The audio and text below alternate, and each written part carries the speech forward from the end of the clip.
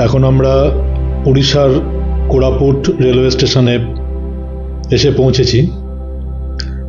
তো এই Koraput junction railway স্টেশনের কোড হচ্ছে KRPU, আর জোন হচ্ছে East Coast Railway division Rayagada Waltair, আর উচ্চতা হচ্ছে 870 মিটার থেকে 881 মিটার সমুদ্রতল থেকে উঁচু, তাই একে কিন্তু হিল স্টেশনও বলা হচ্ছে। 5টি প্ল্যাটফর্ম আছে, 2টি মেন লাইন, আর এই স্টেশনের ইনগরেশন হয়েছিল 1963-তে। ফাংশনাল জাংশন স্টেশন, দিনে প্রায় 12টি ট্রেন যায়, তার মধ্যে 10টি ট্রেন থামে, আর প্রতিদিন প্রায় 27,000 যাত্রী কিন্তু যাতায়াত করেন। গুরুত্বপূর্ণ ট্রেন বলতে Hirakhand express, Howrah Koraput express, Samaleswari express, Visakhapatnam Kirandul passenger, intercity express, এরকম অনেকগুলো ট্রেনই আছে। ইস্টার্ন ঘাটের প্রায় 3000 থেকে 3500 ফুট উচ্চতায়, সেই কারণে এখানে আবহাওয়া ঠান্ডা।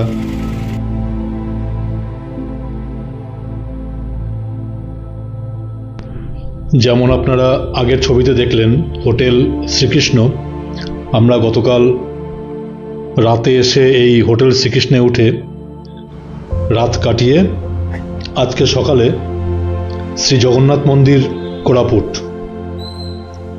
সেইটা দেখতে এসেছি। সাইট সিইং এর মধ্যে পড়ছে এটা। এই শ্রী জগন্নাথ মন্দির কোরাপুটের লোকাল নাম হচ্ছে সবর শ্রীক্ষেত্র। এই সবর শ্রীক্ষেত্র এই মন্দিরের নাম, মানে কোরাপুটের জগন্নাথ মন্দিরের নাম।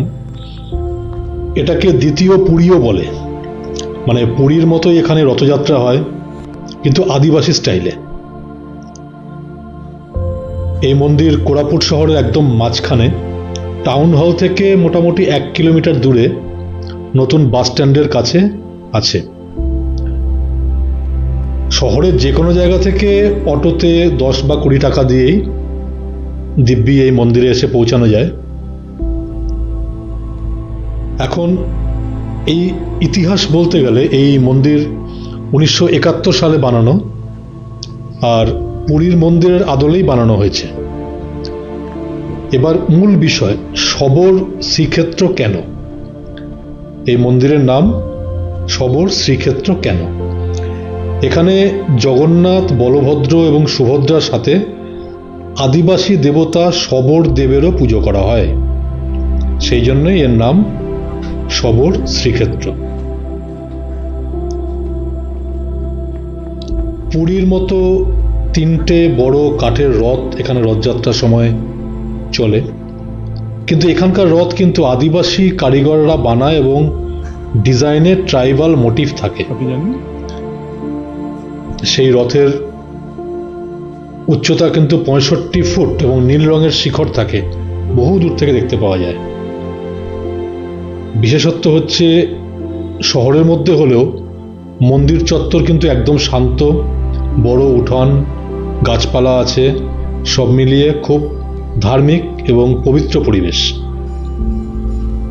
মেন গর্ভগৃহে 3 জন আছেন শ্রী জগন্নাথ, যার রং কালো, বড় বড় চোখ, বলভদ্র, তার রং সাদা, দেবী সুভদ্রা, তার রং হলুদ, সাথে সুদর্শন চক্র আর মদনমোহনও আছেন। মন্দিরের খোলার টাইম হচ্ছে সকাল 6টা থেকে দুপুর 12টা 30, আবার বিকেল 4টা থেকে রাত 9টা। মঙ্গল আরতি সকাল 6টায় হয়, ধূপ আরতি দুপুর 12টায় হয়, আর সন্ধে আরতি 7টা 30-এ হয়। পুরীর মন্দিরের মতো এখানেও মহাপ্রসাদ পাওয়া যায়, খিচুড়ি, ডাল, তরকারি, পায়েস, এবং 30 থেকে 50 টাকার মধ্যে কুপন। মন্দির দর্শন শেষ করে আমরা এবার পরবর্তী গন্তব্যস্থলের দিকে যাচ্ছি, যেটা হচ্ছে মা কান্তা ভূষণী মন্দির কোরাপুটের। এই শহর থেকে প্রায় 25 কিলোমিটার দূরে পটাঙ্গি ব্লকের ভুসনি গ্রামে এই মা কান্তাভূষণী মন্দির। আমরা একটু পরে সেখানে পৌঁছবো।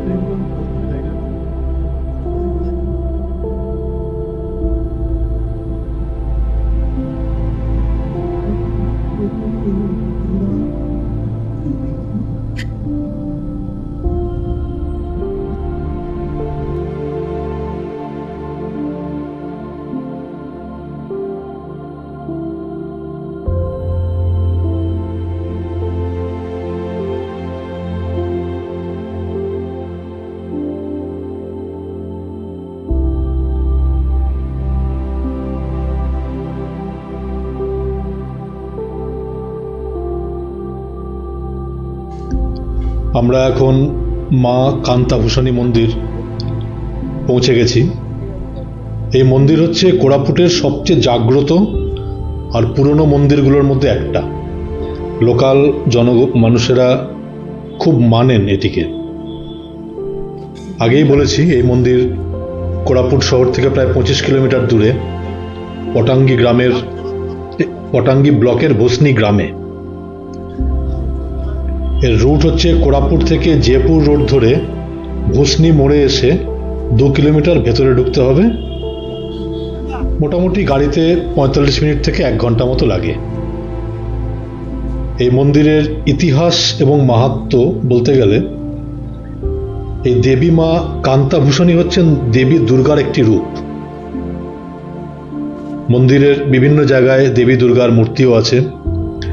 এই ভুসনি মানে হচ্ছে যিনি ভূমি বা জমিকে রক্ষা করেন।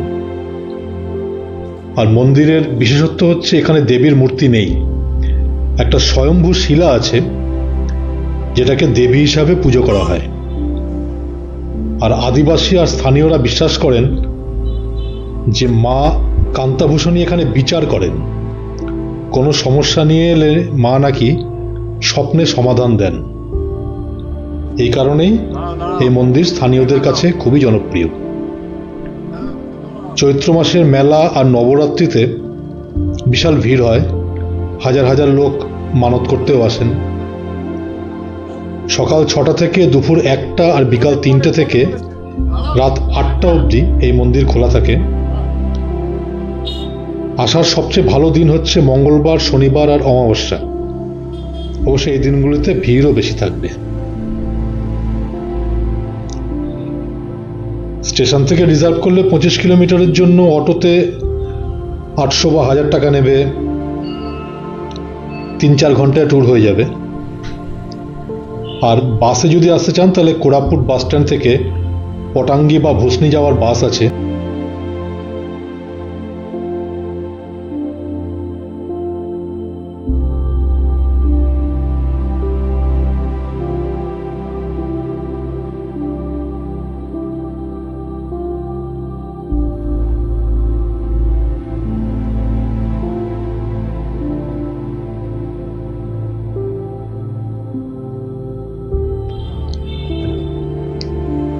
এই হচ্ছে শিরডি সাই বাবা মন্দির, দামনজড়ি, কোরাপুট থেকে 35 কিলোমিটার দূরে। এই মন্দির হচ্ছে কোরাপুট জেলার সবচেয়ে সুন্দর আর শান্ত সাই মন্দিরগুলোর মধ্যে একটা, এবং শিরডির মতো করেই বানানো। কোরাপুট থেকে 35 কিলোমিটার দূরে এই দামনজড়ি নালকো টাউনশিপের ভেতরে কিন্তু এই মন্দির অবস্থিত।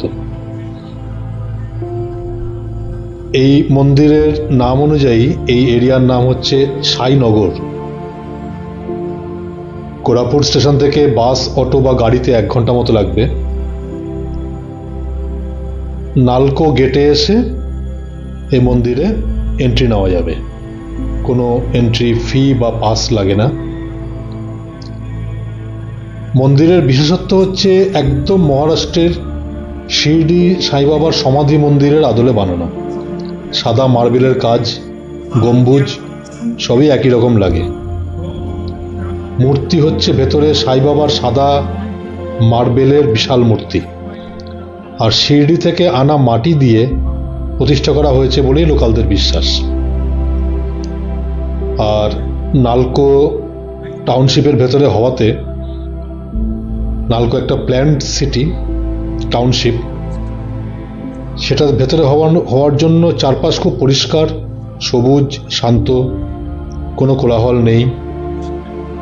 এবং প্রতিষ্ঠা করেছে কিন্তু নালকোর কর্মী এবং স্থানীয় ভক্তরা। প্রায় 15-20 বছর হয়ে গেছে এই মন্দিরের বয়স। পুজোর সময় আর আরতি হচ্ছে। এই পুজো মানে মন্দির খোলা থাকে সকাল 5:30 থেকে রাত 9টা অবধি। আর আরতি বিভিন্ন ধরনের হয়। কাকর আরতি সকাল 5:30, মধ্যাহ্ন আরতি বেলা 12টা, ধূপ আরতি সন্ধ্যা 6টা, সেজ আরতি রাত 9টা। আর বৃহস্পতিবারে কিন্তু স্পেশাল পুজো হয়, যার জন্য প্রচুর ভিড়, ভোগ বিতরণও হয়।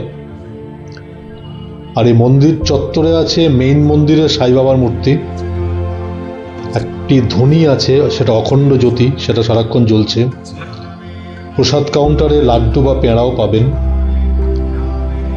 বৃহস্পতিবার দিন এখানে যে ভোগশালা আছে সেখানে দুপুরে ফ্রিতে ভোগ দেওয়া হয়। বসার জন্য বা ধ্যান করার জন্য আদর্শ এবং শান্ত পরিবেশ আছে হচ্ছে এই মন্দিরে।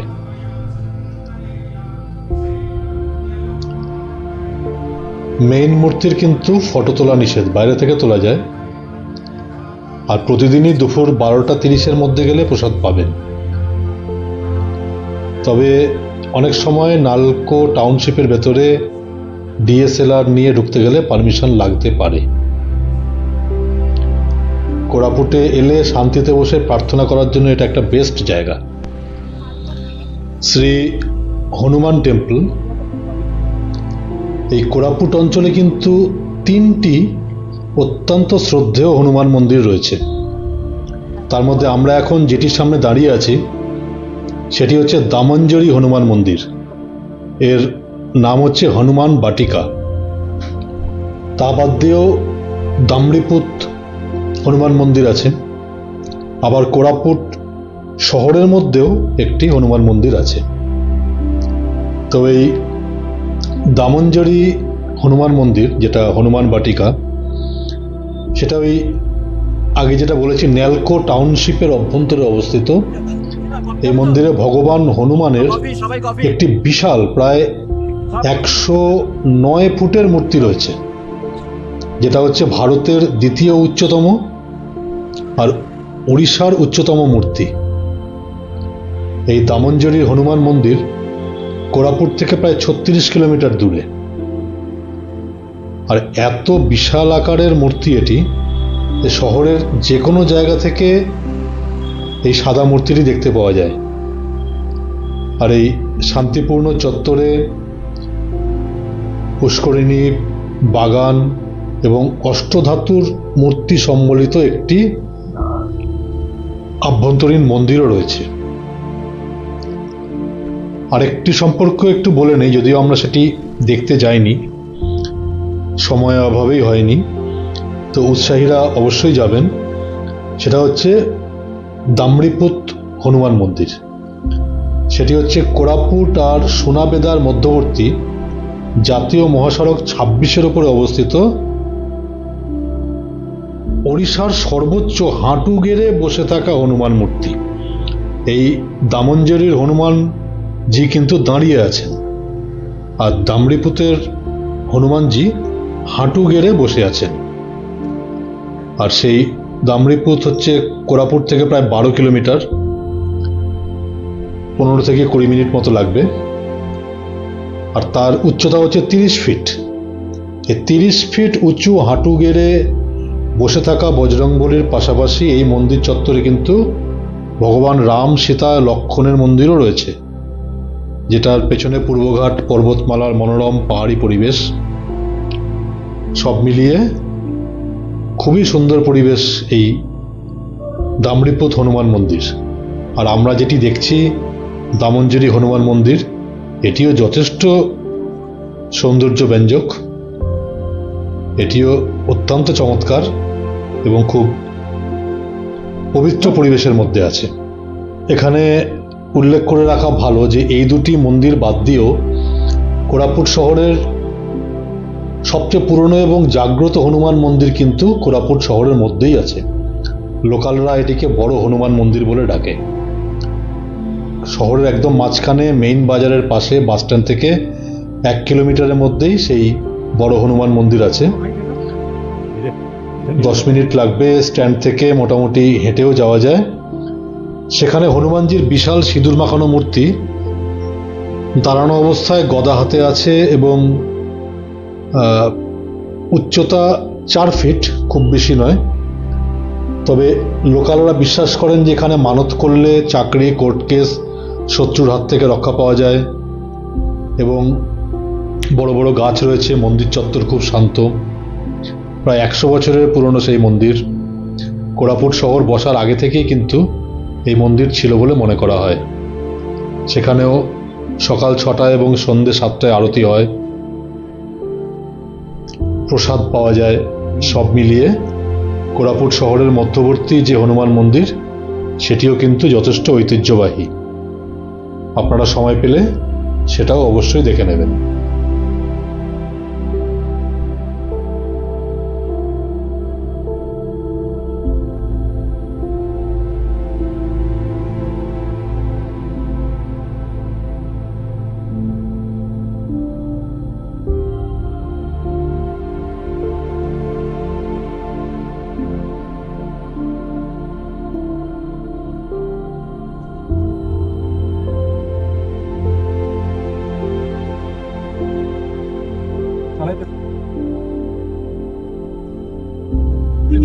ভালো গান মানে কি গান?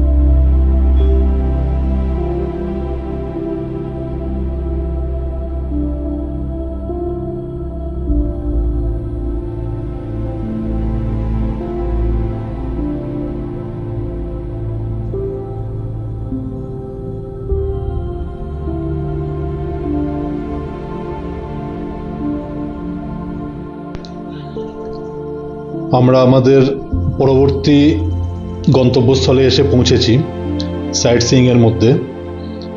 এটি হচ্ছে কফি প্ল্যান্টেশন গার্ডেন কোরাপুট।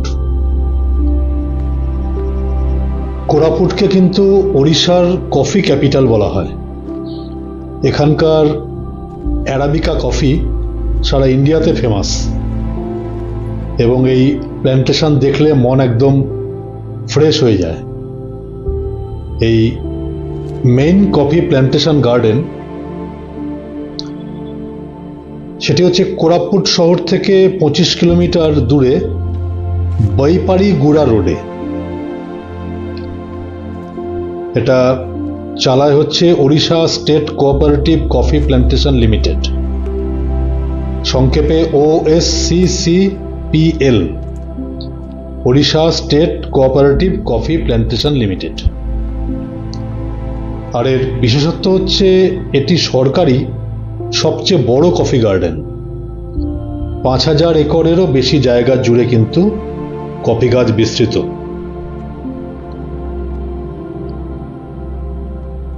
এখানে সারি সারি কফি গাছ তো দেখাই যায়, তা বাদ দিয়ে মাঝে মাঝে ছায়ার জন্য শাল, সেগুন গাছ তাও দেখা যায়।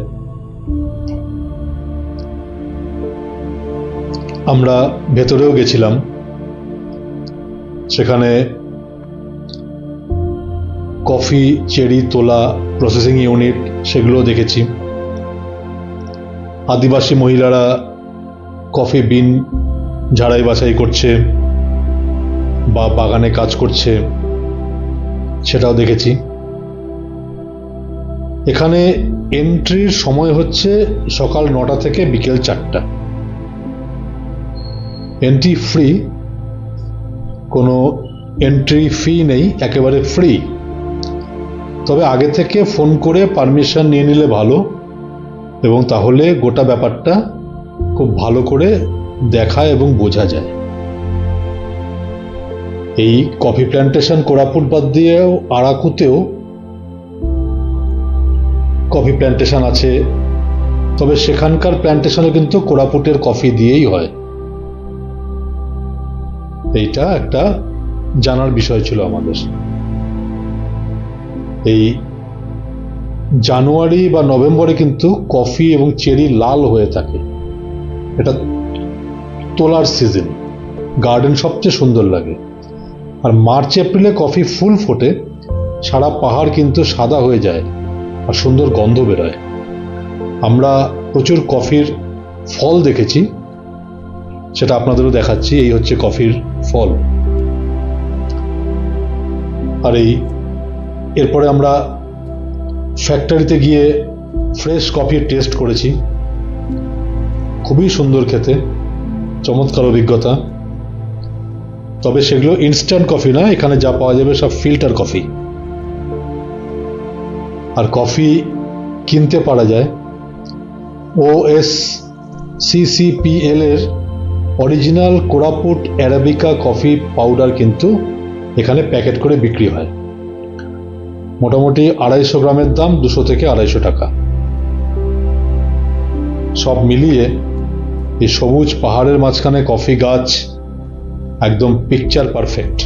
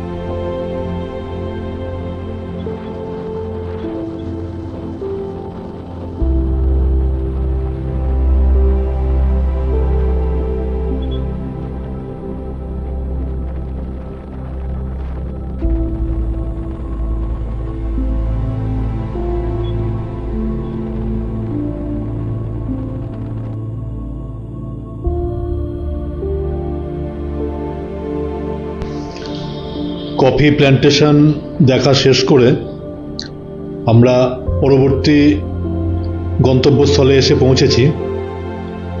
সেটি হচ্ছে দুদুমা ফলস, কোরাপুটে। এই দুদুমা ফলসকে কিন্তু ওড়িশার নায়াগ্রাও বলা হয়।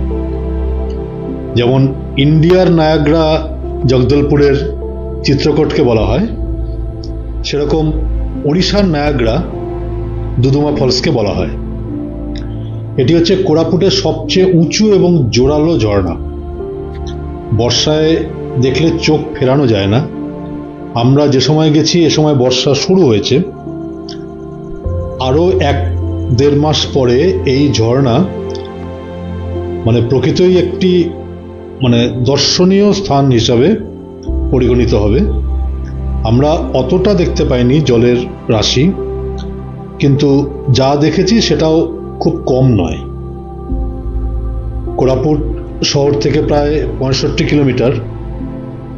পদোয়া গ্রামের কাছে, অন্ধ্রপ্রদেশ বর্ডারের কাছে কিন্তু এই দুদুমা ফলস। মাচকুন্দ নদী 175 মিটার ওপর থেকে নিচে পড়ছে। 175 মিটার যথেষ্ট উঁচু, আপনারা দেখতেই পাচ্ছেন। এটি হচ্ছে ওড়িশার সবচেয়ে উঁচু ঝর্ণাগুলোর মধ্যে একটি। এই কোরাপুট হয়ে পটাঙ্গি, পদোয়া হয়ে দুদুমা গাড়িতে প্রায় 2 থেকে 2.5 ঘন্টা লাগবে। শেষের 2 কিলোমিটার রাস্তা একটু খারাপ, তবে বাকিটা ঠিক আছে। আসার পথে মাচকুন্দ নদীর উল্টো দিকে অন্ধ্রপ্রদেশ আর এই দিকে হচ্ছে ওড়িশা। আমরা একটা নদী যে দুটো রাজ্যকে ভাগ করে দিতে পারে, বর্ডার হিসাবে কাজ করতে পারে, সেটা দেখতে দেখতে এলাম। এই ফলসের বিশেষত্ব বলেছি, আরেকবার বলে দিই।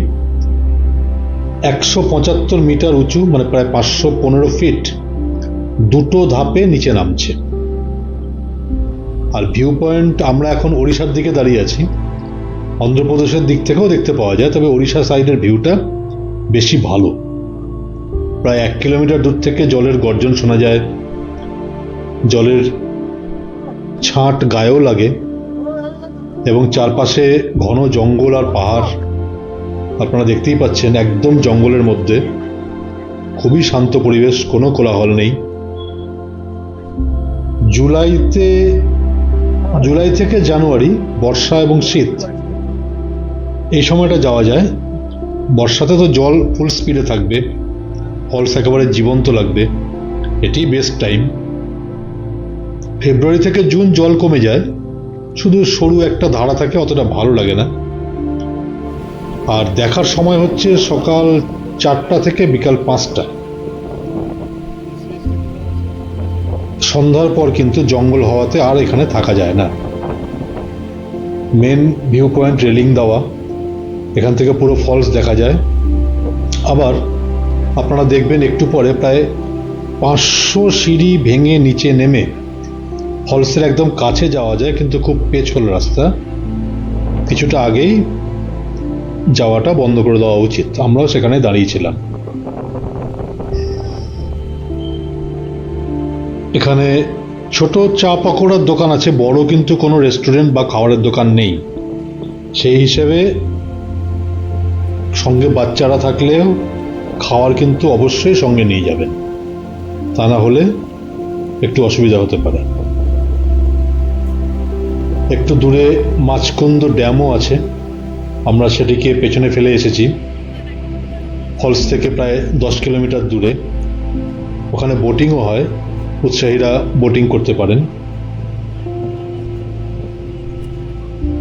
আর এখানে একটা জিনিস বলে রাখা যায়, নিরাপত্তার ব্যাপারটা।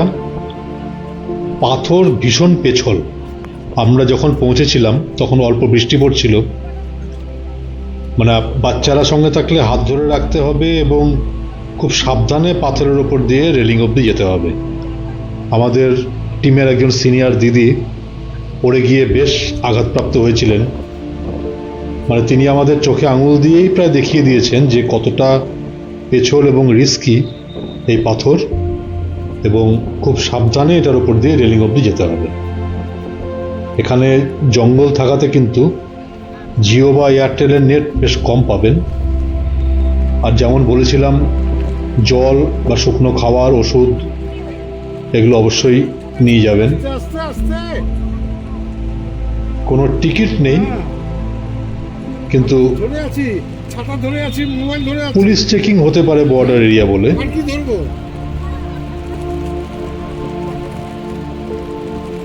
সেটা হয়তো অপশনাল হতেও পারে, নাও পারে। লোকাল গাইড যদি আশেপাশে ঘুরে বেড়াতে চান, সেক্ষেত্রে লোকাল গাইড নেওয়া যায়। 300 থেকে 400 টাকা মতো নেবে। রাস্তা চিনে যাতায়াত করার জন্য কিন্তু ভালো।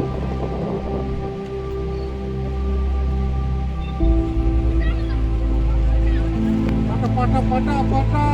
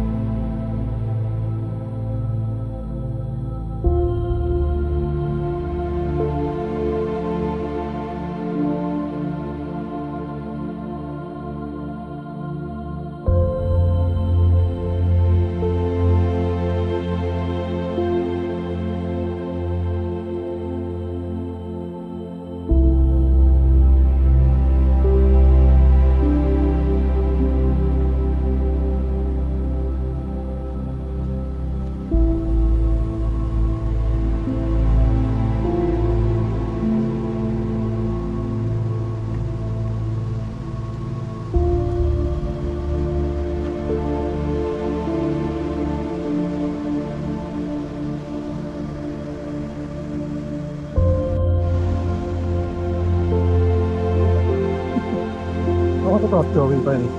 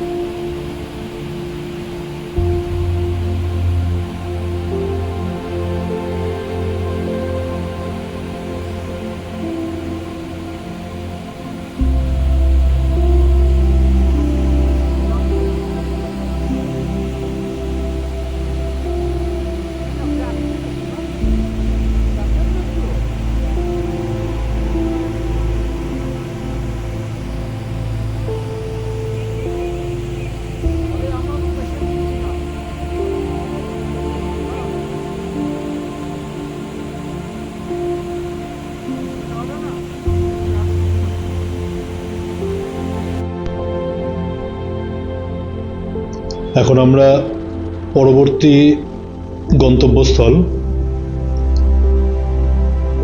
খুবই বিখ্যাত মন্দির গুপ্তেশ্বর মন্দির, কোরাপুট, তার দিকে যাচ্ছি। এই রাস্তায় যাওয়ার সময় কিন্তু একটা অদ্ভুত ব্যাপার দেখলাম, যেমন আপনারাও দেখছেন, মাঝে মাঝেই কিন্তু পুরো মেঘ এসে রাস্তা ঢেকে দিচ্ছে, আবার পরিষ্কার হয়ে যাচ্ছে, আবার পুরো মেঘলা হয়ে যাচ্ছে। সেইটা বোঝানোর জন্যই এই ভিডিওটা করা। আপনারা চারপাশে যেমন দেখতে পাচ্ছেন, এরকম একটা আলো আঁধারি পরিবেশ দিনের বেলা মানে এরকম খুব কম দেখেছি। আমি নেতারহাটে একবার দেখেছিলাম, তা বাদ দিয়ে এত কম উচ্চতায় এরকমভাবে মেঘ নেমে আসার ঘটনাটা খুব রেয়ার বললে চলে। যেমন আপনারাও দেখতে পাচ্ছেন, জিনিসটা খুব রেয়ার এবং খুবই এনজয়েবল। আপনাদেরকেও আমার সঙ্গী করার চেষ্টা করছি এই এনজয়মেন্টের। যাই হোক, তো গুপ্তেশ্বর মন্দির কোরাপুট, এটি কোরাপুটের সবচেয়ে ফেমাস এবং পবিত্র জায়গা। এই গুপ্তেশ্বর মন্দির মানে লুকোনো শিব, তার নামেই এর নাম। শিবলিঙ্গটি একটি গুহার ভেতরে বিশাল ঝর্ণার পেছন দিকে আছে। এটি একটি রেপ্লিকা বসানো রয়েছে মন্দির থেকে কিছুটা আগে। আর এই মন্দিরের সম্পর্কে যদি বলা হয় তাহলে কোরাপুট শহর থেকে 55 কিলোমিটার দূরে রামগিরি পাহাড়ের পাদদেশে। এটি যাওয়ার রাস্তায় পড়বে কোরাপুট, বৈপারীগুদা, গুপ্তেশ্বর। গাড়িতে প্রায় 1.5 ঘন্টা। রাস্তা যথেষ্ট ভালো, বাসে করেও যাওয়া যায়। কোরাপুট বাস স্ট্যান্ড থেকে বৈপারীগুদার বাস এবং তারপরে অটো। মন্দিরের বিশেষত্ব, এটাই ইউনিক। এটা গুহা মন্দির, পাহাড়ের মধ্যে প্রায় 30 ফুট গভীর প্রাকৃতিক গুহা, তার ভেতরে যেতে হবে। আর শিবলিঙ্গ হচ্ছে গুহার ভেতরে বিশাল স্বয়ম্ভু শিবলিঙ্গ, উচ্চতা প্রায় 3 ফুট। আর বছরের 12 মাসই কিন্তু এর মাথায় জল পড়ে। গুহার মুখেই 30 ফুট উঁচু থেকে ঝর্ণা নেমে আসছে, শিবের মাথার উপর দিয়েই জল পড়ে। এই কারণেই কিন্তু গুপ্তেশ্বর বলা হয়। আর লোকাল বিশ্বাস হচ্ছে এখানে মানত করলে মনস্কামনা অবশ্যই পূর্ণ হবে। রাবণও নাকি এখানে তপস্যা করেছিলেন। আর পরিবেশ হচ্ছে চারপাশে ঘন জঙ্গল, পাহাড় আর নদী, একদম পিকনিক স্পটের মতো। পুজোর সময় হচ্ছে সকাল 6টা থেকে রাত 8টা অবধি। শিবরাত্রি বা শ্রাবণ মাস বা সোমবারে লক্ষ লক্ষ ভক্ত আসে, বিশাল মেলা বসে। আর পুরোহিত গুহার ভেতরেই পুজো করান, নিজেও জল বেলপাতা আপনি দিতে পারবেন, প্রসাদ পাবেন, বেলপাতা, ফুল, পঞ্চামৃত এগুলো ভেতরেই পাবেন। গুহার ভেতরে হচ্ছে মেন শিবলিঙ্গ, জলের মধ্যে আছে, পা ভিজিয়ে যেতে হবে। ছোট ছোট গুহা, ভেতরে আরো 3-4টে গুহা আছে, স্নান করা যায়। এবং বাঁদর এবং সাপ এ দুটোই কিন্তু প্রচুর পরিমাণে আছে, কাজেই সাবধানে থাকবেন এবং জিনিসপত্র সাবধানে রাখবেন।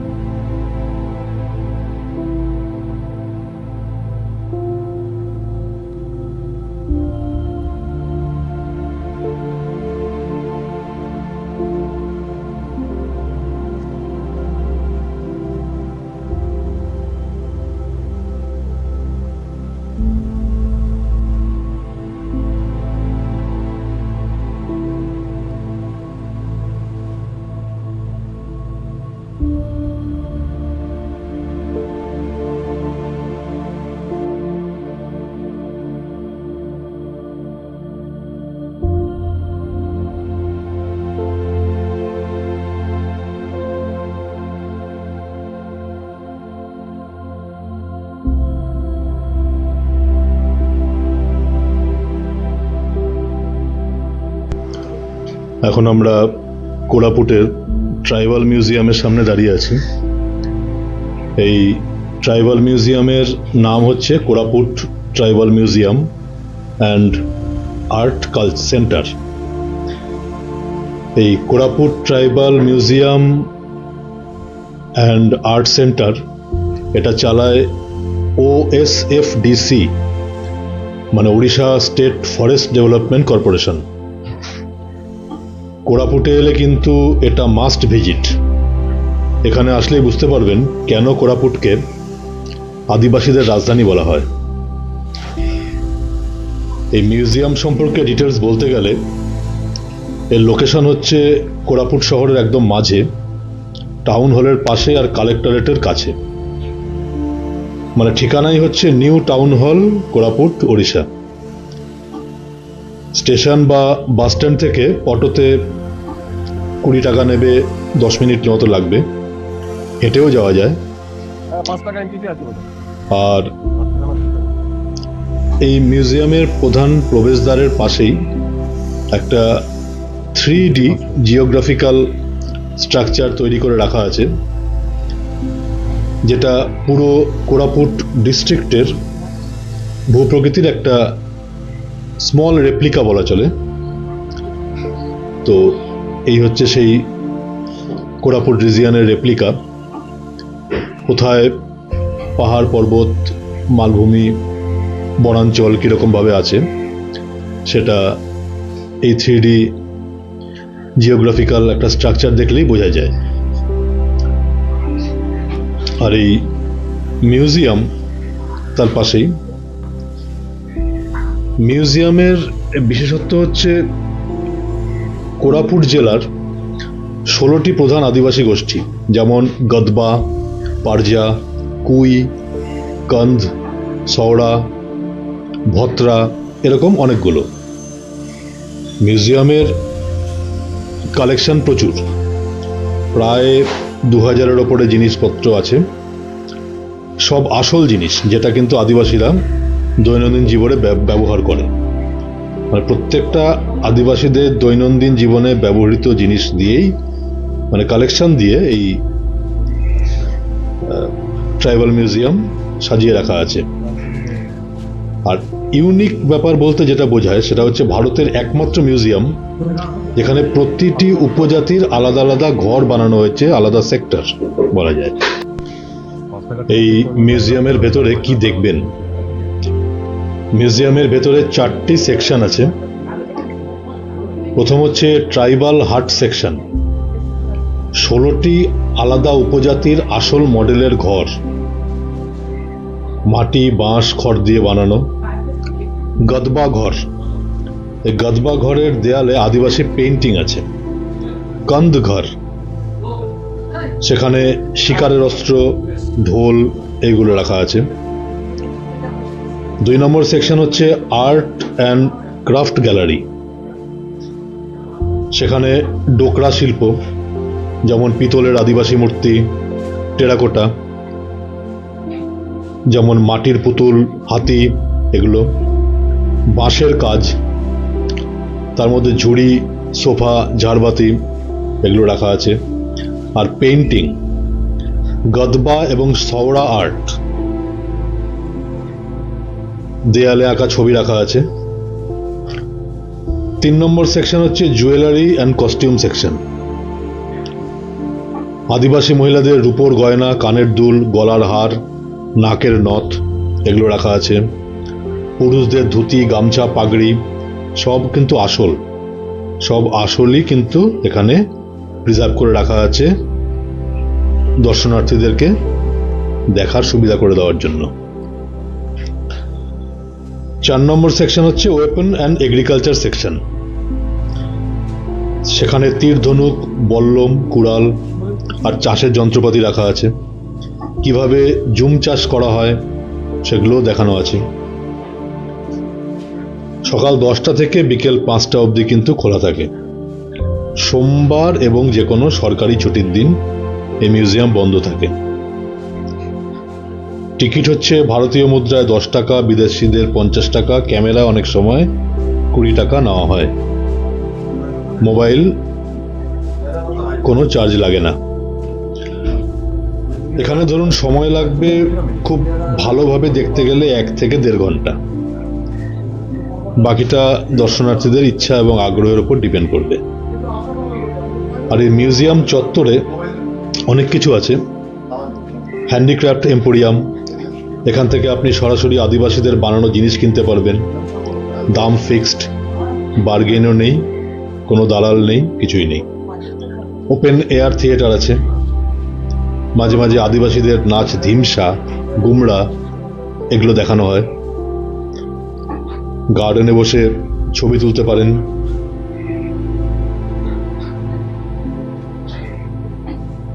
কোরাপুটের আদিবাসী কালচার কিন্তু একদিনে বই পড়ে বোঝা যায় না।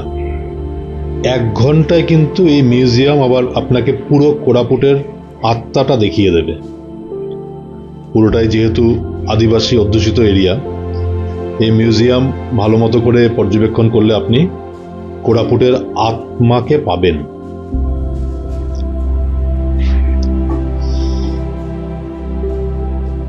আপনি গাইড নিতে পারেন, 100 থেকে 200 টাকা নেয়।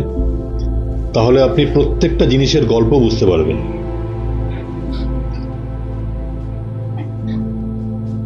এম্পোরিয়াম থেকে কিনলে আপনি আসল জিনিসও পাবেন। অনেক সময় মার্কেটে নকল থাকে, তাই এখানে অনেক ট্রাস্টওয়ার্দি ব্যাপার। সংক্ষেপে বলতে গেলে ইতিহাস, শিল্প, সংস্কৃতি এই তিনটেই এই মিউজিয়ামে এক জায়গায় রাখা আছে। বাচ্চা থেকে বড় সবার ভালো লাগবে। আর হস্তশিল্প যদি আপনি কিনতে চান তাহলে এই এম্পোরিয়ামের ডোকরার হাতি এবং বাঁশের ব্যাগ খুবই ফেমাস, এইগুলো কিনতে পারেন। বেস্ট টাইম বলা যায় সকাল 10টা থেকে 12টা, ভিড় কম থাকে।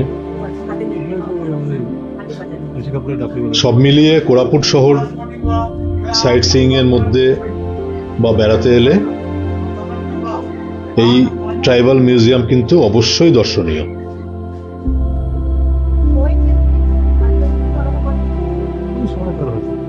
যেমন এখন এখনকার বাচ্চারা তো এক পয়সা দেখি।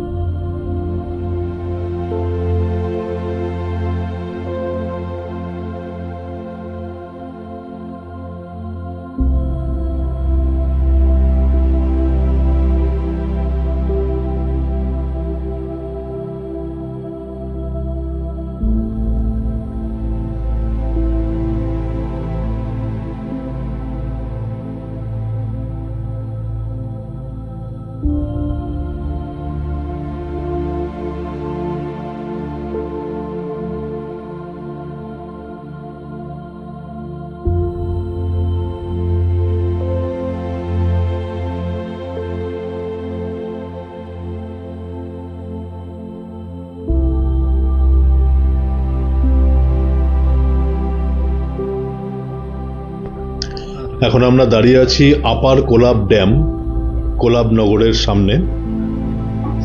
এই হচ্ছে মূল প্রবেশদ্বার। এখান থেকে কিছুটা গিয়ে ড্যাম পড়বে। তো এই আপার কোলাব ড্যাম কোরাপুটের, এর পুরো নাম হচ্ছে upper Kolab hydro electric project dam. এটি কোরাপুটের সবচেয়ে বড় এবং সুন্দর পিকনিক স্পট। ড্যামের পেছনে বিশাল লেক আর চারপাশে পাহাড়, সব মিলিয়ে ভিউটা একেবারে স্বর্গের মতো। এই ড্যামের লোকেশন হচ্ছে কোরাপুট শহর থেকে 10 কিলোমিটার দূর, বারিনীপুট রোড, তার উপরে এই আপার কোলাব ড্যাম। বলাই বাহুল্য নদীর নাম কোলাব নদী, আর এই কোলাব নদী হচ্ছে গোদাবরী নদীর উপনদী। কিভাবে যাবেন? আপার কোলাব ড্যাম শহর থেকে অটো বা গাড়িতে 20 মিনিট মতো লাগবে, ভাড়া 150 থেকে 200 টাকা। পুরো রাস্তাই ভালো, আপনি ইচ্ছে করলে বাইক নিয়েও যেতে পারবেন, বাইক ভাড়া পাওয়া যায় শহরে। এই ড্যামের বিশেষত্ব হচ্ছে, এর উদ্দেশ্য হচ্ছে বিদ্যুৎ উৎপাদন প্লাস সেচ, মানে বিদ্যুৎ উৎপাদনও করা হয় আবার সেচের কাজেও লাগে। 320 মেগাওয়াট বিদ্যুৎ কিন্তু এখান থেকে উৎপন্ন হয়। ড্যামকে আমরা তার পাশ থেকে দেখেছিলাম, কারণ মূল যে ড্যামের যে রাস্তা সেটি সিকিউরিটির কারণেই বন্ধ ছিল, যে কারণে সেটা আমরা যেতে পারিনি, দূর থেকে দেখেছি। তো ড্যামের উচ্চতা 42 মিটার আর 1.1 কিলোমিটার লম্বা। এই সেই যেটা আগে বললাম সেই রাস্তাটি, মানে মূল ড্যাম যেটা। আর ড্যামের পেছনে 75 মানে 75 বর্গ কিলোমিটার জুড়ে বিশাল লেক। এর নাম হচ্ছে কোলাব লেক। জল একদম নীল, যেমন আপনারা দেখছেন। আর চারপাশে দেওমালি পাহাড়ের ছোট ছোট টিলা দেখতে পাওয়া যায়, সামনেই দেখা যাচ্ছে। সকালে বিকালে কুয়াশার মতো মেঘ নামে, মানে ফটোগ্রাফির জন্য একদম আইডিয়াল এবং বেস্ট পজিশন এটা। একদম শান্ত পরিবেশ, পিকনিক, বোটিং, ফটোশ্যুট সবই হয়। আমরা ড্যামের ওপরে তো হাঁটতে পারিনি, আগেই বলেছি। যদি স্পেশাল পারমিশন করিয়ে কেউ এই জায়গায় যেতে পারেন, তাহলে ওপর থেকে পুরো লেক দেখা যায়, দারুণ হাওয়া। আর বোটিংয়ের জন্য কিন্তু ওডিসি মানে ওড়িশা ডেভেলপমেন্ট কর্পোরেশনের বোট হাউস আছে। প্যাডেল বোট 200 টাকা আধ ঘন্টাতে নেবে, স্পিড বোট 800 টাকা 15 মিনিটে নেবে, তার ব্যবস্থাও আছে। পিকনিকের জন্য আগেই বলেছি আদর্শ জায়গা, গাছের ছায়ায় বসার ব্যবস্থা আছে। সানসেট ভিউ কিন্তু এখানে অসামান্য। বিকেল 5টা থেকে 6টা হচ্ছে বেস্ট টাইম, মানে রোদে জলের, মানে জলে রোদের রিফ্লেকশন অসাধারণ। এমনকি শীতকালে পরিযায়ী পাখিরাও আসে। সকাল 7টা থেকে সন্ধ্যে 6টা অবধি খোলা থাকে। এন্ট্রি ফি 10 টাকা, গাড়ি পার্কিং 30 টাকা, আর ক্যামেরা 20 টাকা। কিন্তু এই যে বললাম, ড্যামের ভেতরে পাওয়ার হাউস সাধারণ মানুষের জন্য নিষিদ্ধ।